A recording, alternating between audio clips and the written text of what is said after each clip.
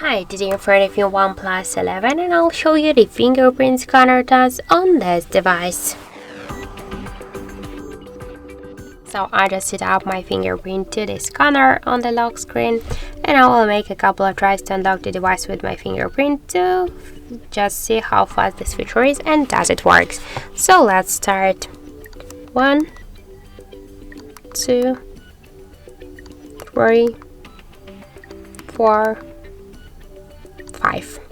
So as we can see, the fingerprint unlock method works here fast, correct? I just unlocked the device with the a little bit hold the fingerprint scanner. If you will do it with the simple touch, you have no chance to unlock it, so you should keep your fingerprint on the sensor for just 1 second, and after that you'll just unlock your device successfully.